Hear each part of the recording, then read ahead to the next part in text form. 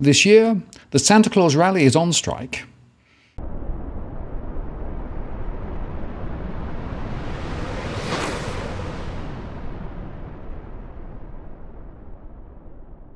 Hello again, it's Martin North from Digital Finance Analytics, web latest post covering finance and property news with a distinctively Australian flavour. Well, often towards the end of the year, we see markets stepping up to help end-of-year portfolio performance, but this year may well be different as recession and lower growth fears haunt the markets after a bout of rate rising and tough talk about beating inflation from central banks. Markets, I think, are still yet to fully come to terms with the implications, but in this week's market review, we will, as normal, start in the US, go across to Europe and Asia and end in Australia, and we'll cover gold and oil and crypto on the way through.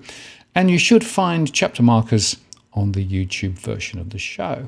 So US stocks dropped for a third straight session and suffered a second straight week of losses on Friday as fears continue to mount that the Federal Reserve's campaign to arrest inflation will tilt the economy into a recession. In fact, markets paired losses in the last hour of trading, due in part to the simultaneous expiration of stock options, stock index futures, and index options contracts known as triple witching, which can make market volatility worse.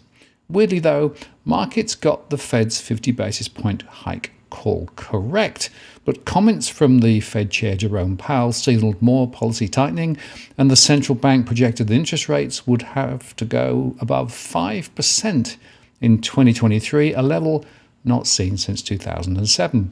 Gross domestic product growth is also expected to slow, the Fed said, and unemployment is expected to rise, but no sign of a recession. Well, we'll see. A salve of higher for longer Fed speak continued with New York Fed President John Williams saying on Friday it remains possible the US central bank will raise rates more than it expects next year, yet he does not anticipate a recession due to the Fed's aggressive tightening. We are going to have to do what's necessary, Williams said. And referring to the central bank's forecast that rates would peak above 5% next week, Williams said it could be higher than what we've written down, if that's what it takes to reduce inflation. San Francisco Federal Reserve President Mary Daly said that it was reasonable to believe that once the Fed's policy rates reached their peak, they would stay there into 2024. We still have a long way to go, Daly said at a virtual event hosted by the American Enterprise Institute. We are far away from a price stability goal. Daly also said, I don't quite know why markets are so optimistic about inflation. We don't have the luxury of pricing for perfection because we have a price stability mandate. And so we have to imagine what the risks to inflation are. And to me, they are still on the upside. And Cleveland's Loretta Mester said she expects the Fed will lift rates higher than its median forecast released earlier this week. My own outlook is that we will have to keep the Fed funds rate up above 5% next year until we get inflation moving back down to that consistent basis that we need, and then we can move into the next phase, she said. Her own estimate of peak rates was a little higher than the median projection because she sees more inflation persistence than other officials. It feels as if finally the market is starting to understand that bad news is bad news, and that is what has started to occur since the October bottoms. The market has continued to price in what I would consider a substantial amount of optimism at the fact that the Fed could navigate and pilot a successful soft landing, said Dave Wagner, equity analyst and portfolio manager at Aptus Capital Advisors. Finally, the market is taking into consideration that bad news should mean bad things for the market. Money market bets show at least 2 25 basis point rate hikes next year and a terminal rate of about 4.8% by mid-year before falling to 4.4% by the end of the year, which is, of course, at odds with the Fed dot plots. Anyway, the Dow Jones Industrial Average fell 0.85% to 32,920.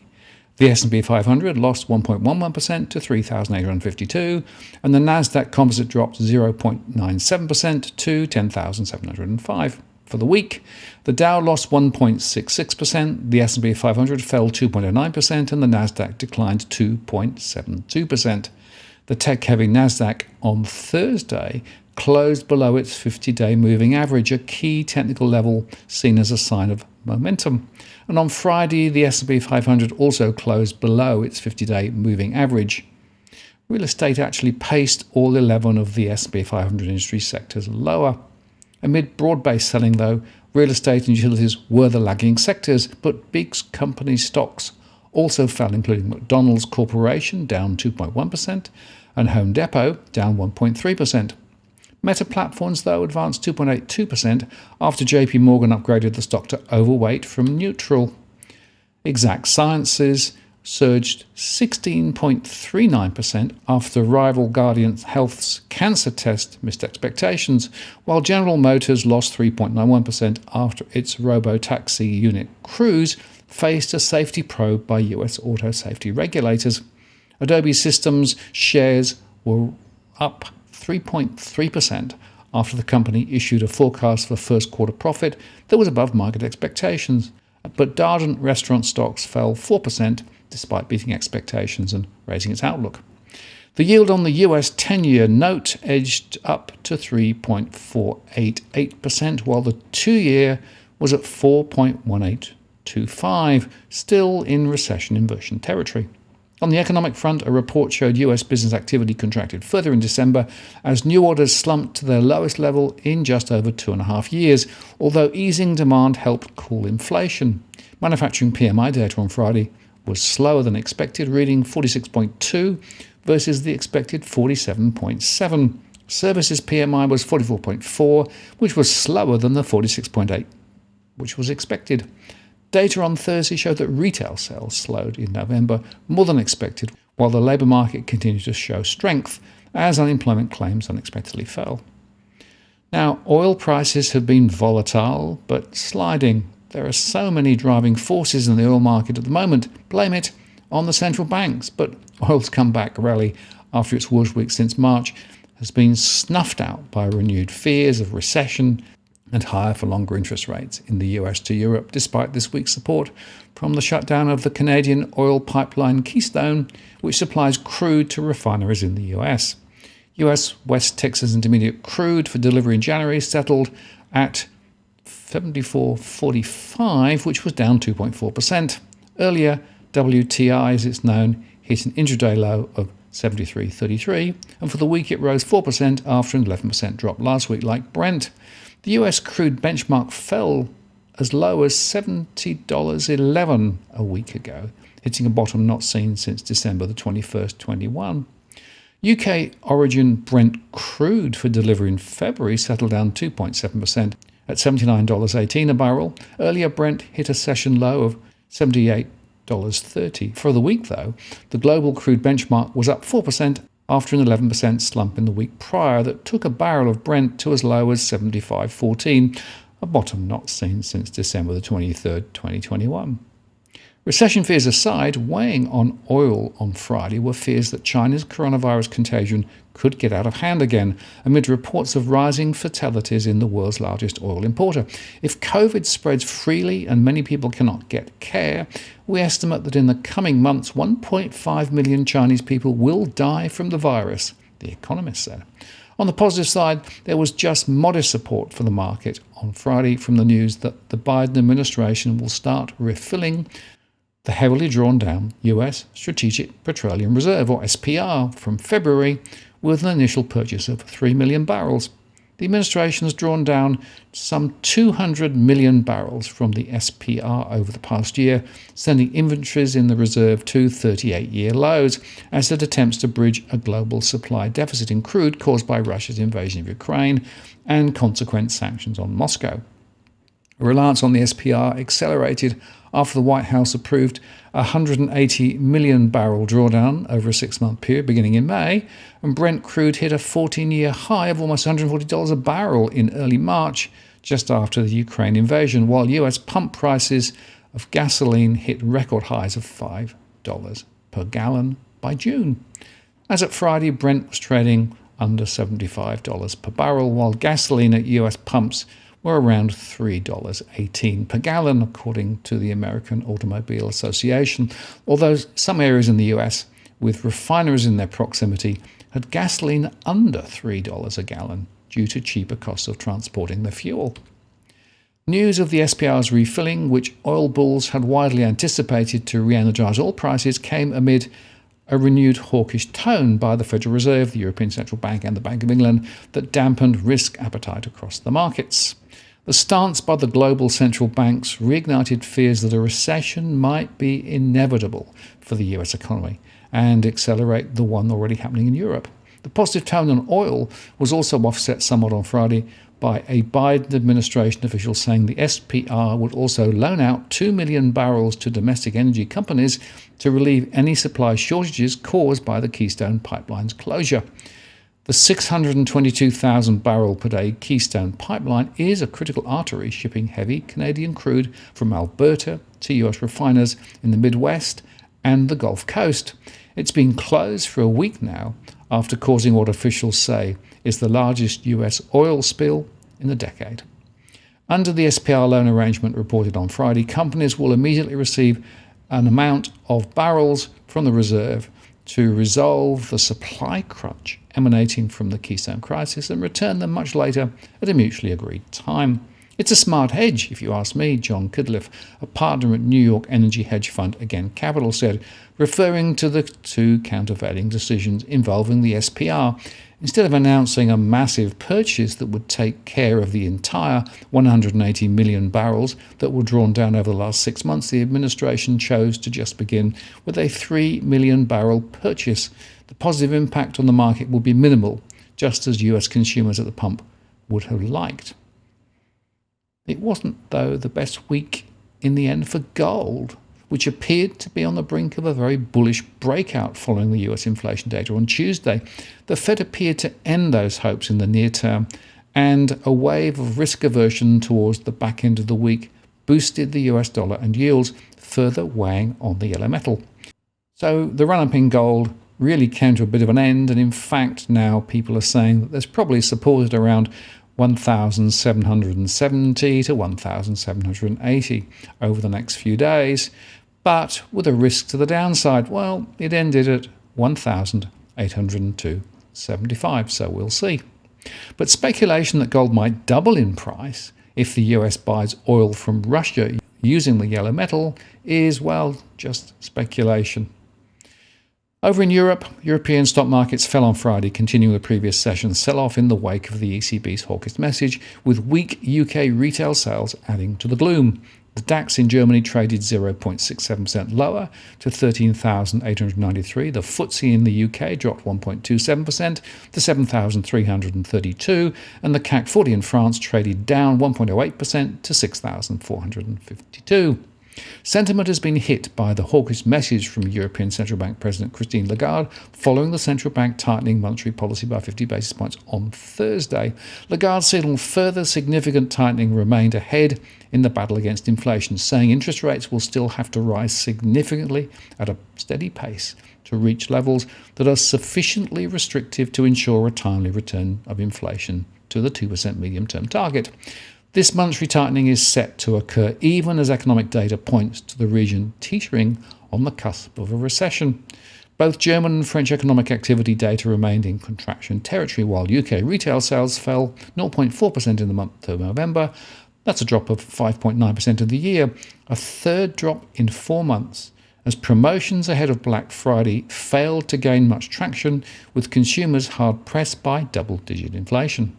Adding to the negative sentiment was a fresh wave of Russian missile attacks against Ukraine, hitting the capital Kiev and escalating geopolitical tensions in the region.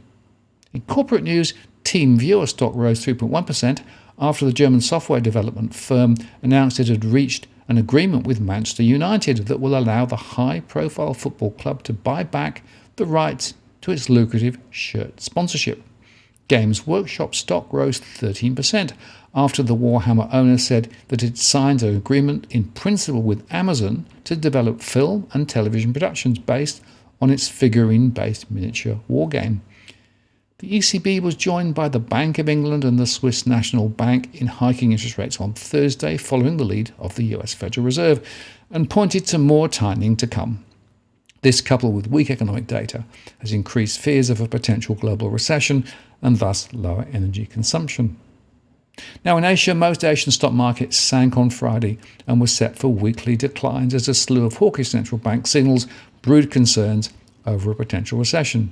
with Japan's Nikkei lagging its peers as weak manufacturing activity data battered major industrial stocks. In fact, Japan's Nikkei 225 sank 1.87% on Friday, 27,527, with industrial stocks weighing the most after data showed the country's manufacturing sector shrank more than expected in December.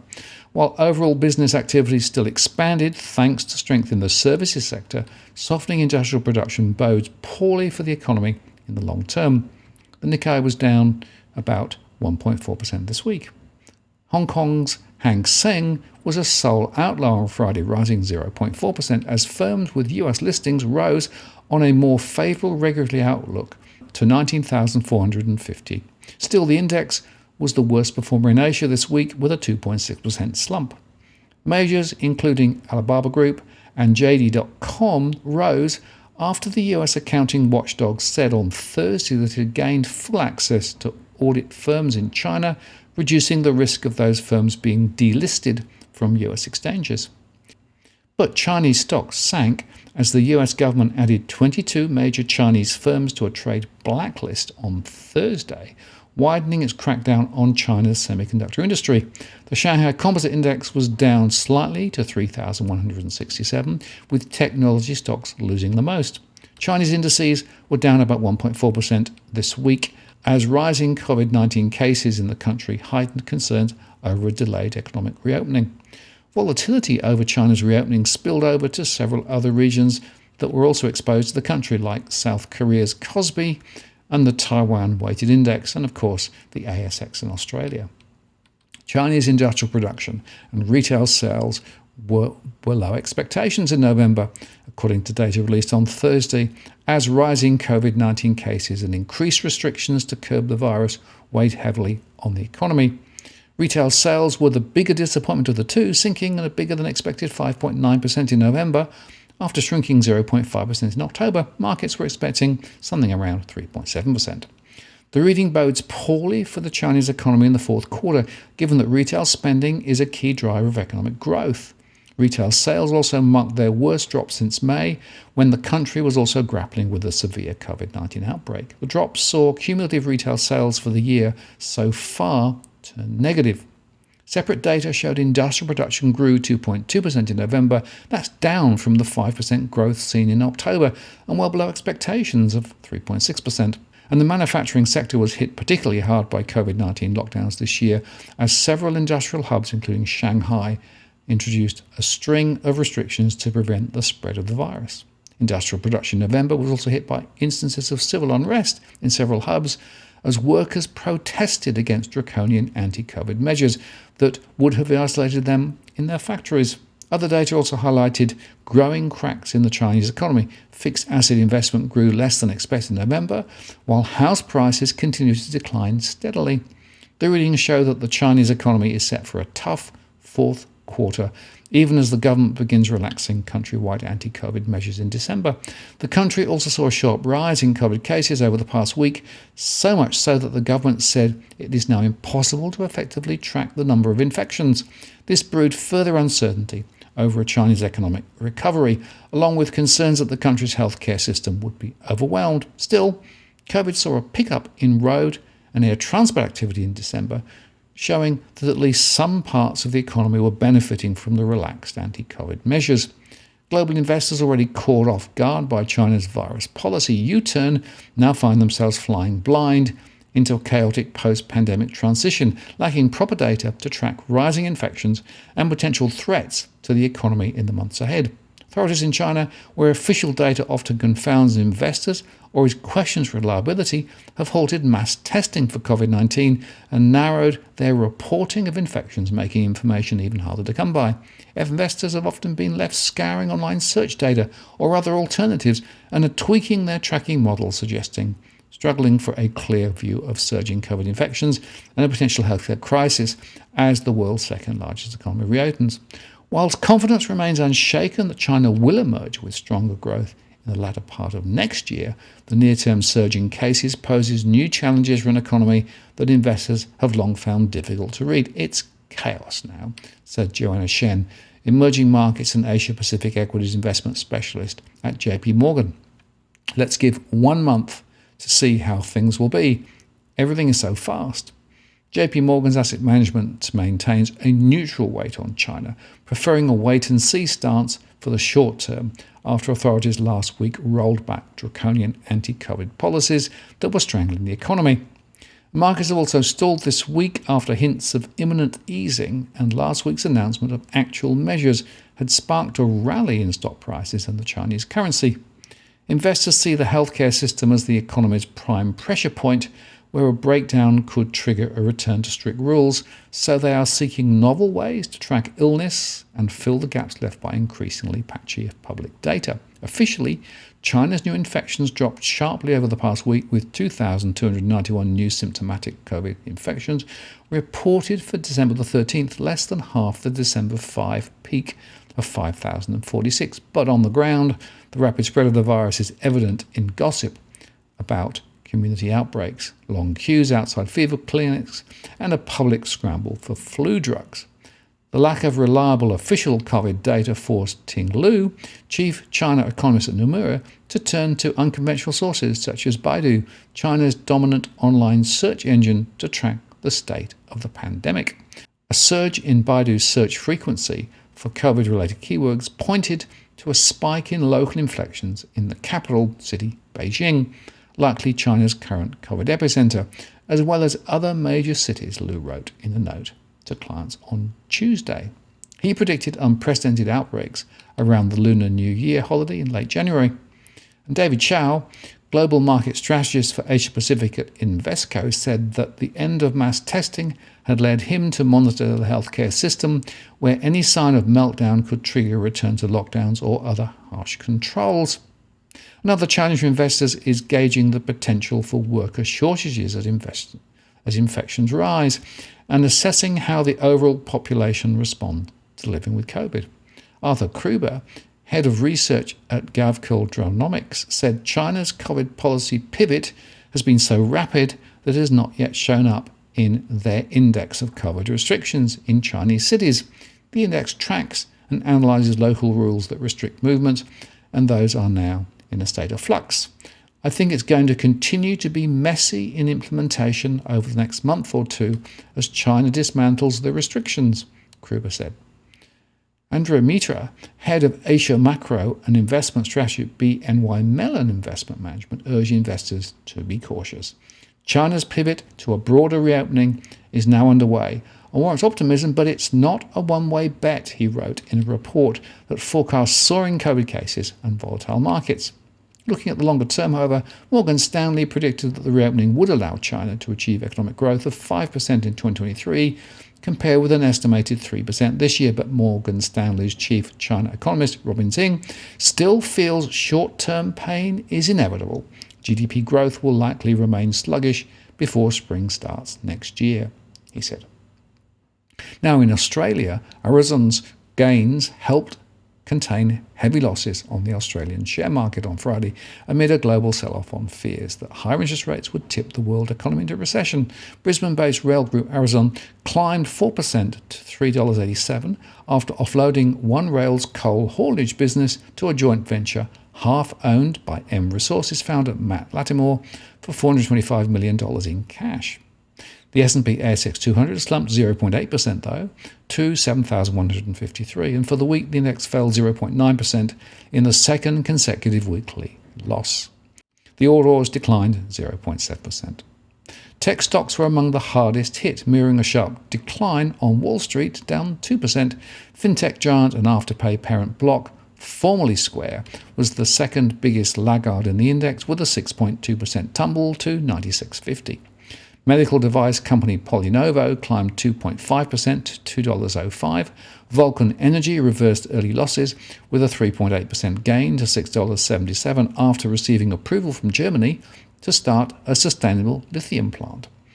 Mining company Mineral Resources slumped 1% to $81.22 after launching a $403 million takeover bid for Norwest Energy. Minres already owns 19.9% of Norwest. Shares in Fletcher Building dropped 2.5% to $4.60 after taking a $150 million New Zealand dollar hit to complete the New Zealand International Convention Centre and Hobson Street Hotel project. Dexter stock gained 1.8% to $8.21. The real estate company said its assets lost 1.9%, or $322 million of their value in the past 6 months. Shares in some of the iron ore mining giants and energy companies rose on optimism about China's economic prospects in 2023. Rio Tinto gained 0.8% to 114.56, but BHP slipped 0.6% to 45.67, and Fortescue Metals dipped 1.4% to $20.13. Gold miners retreated, with Silver Lake Resources down 6.4%, Northern Star shed 1.8%, and Newcrest Mining retreated 1%. Evolution Mining declined 2.5%. Coal mining heavyweights rose, with Whitehaven Coal up 0.8% to $10.28, and New Hope up 2.8% to $6.24. The major banks fell, though, with Commonwealth Bank down 0.8% to $105.98. ANZ was down 1.17% to $23.62. NAB was down 1.27% to $30.40. And Westpac was down 0.85% to $23.30. Macquarie was down 1.04% to $169.90. And finally, cryptocurrency prices fell on Friday after further new developments cast fresh doubts on the reliability of reserve figures provided by the world's largest exchange. According to Bloomberg, Binance said earlier that tax and audit firm Mazars, which published a controversial attestation about Binance's reserves last week, has now paused all work with the crypto sector. Its other clients include KuCoin and Crypto.com, the exchange promoted by Hollywood star Matt Damon, and others. Mazars has indicated that they will temporarily pause their work with all of their crypto clients globally, Bloomberg quoted a Binance spokesman as saying. Unfortunately, this means that we will not be able to work with Mazars for the moment. The news removes one of the key supports to the repeated claims by Binance founder and CEO Shapeng Zhao that the exchange manages its customer deposits properly, a concern, of course, among the crypto community that has flared up since the collapse of rival exchange FTX in November. FTX misappropriated over $8 billion in customer funds to cover up losses in an affiliated hedge fund, Alameda Research, according to US fraud charges unsealed this week. The link to the attestation provided by Mazars has now been deactivated on Binance's website. Mazars has said at the time that the data provided to it by Binance indicated that the exchange's available reserves exceeded its liabilities to customers, validating the Binance CEO's repeated claims. However, it had added important caveats to its assessment, flagging that it had worked under specific restrictions imposed by the exchange and had not been able to verify all of the data with third parties. As such, the attestation could not be seen as an audit, which typically involves confirming company data on issues such as custodial arrangements with relevant third parties. While hard to see as a positive for crypto in any sense, some noted that Mazars' action still left a lot of room for doubt as to the actual soundness of Binance. In a social media thread retweeted by Zhao, Jeff Dorman, chief investment officer at digital asset platform Arca, said Binance was trapped in a guilty till proven innocent environment, adding that it's virtually impossible for Binance or any exchange to actually prove innocence in a timely fashion. Dorman argued that auditors' sensitivity to reputational damage has been elevated since the collapse of Enron effectively killed Arthur Andersen, one of the world's biggest auditing firms, 20 years ago. If your base case is that no audit equals a bad actor, you may want to consider that no audit may equal auditors are scared of being wrong, Dorman said.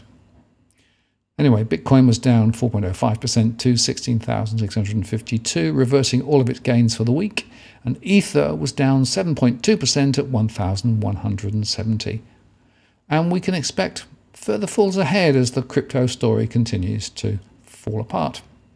But more broadly, that fall apart mantra is probably appropriate to the broader markets too, because I think finally the markets are beginning to wake up to the recession concerns, and very importantly, the reduction in earnings, which have not yet been factored into future prospects.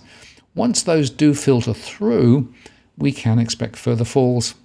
And therefore, it's my belief that the Santa rally has gone for this year, And just worth recalling, of course, that the peak of the markets this year was right at the beginning of this year. The markets have gone up and down a bit, but mostly down. And so far, it looks to me as though 2023 will be another down year, but we will see. I'm Martin North from Digital Finance Analytics. Many thanks for watching, and I'll see you again next time.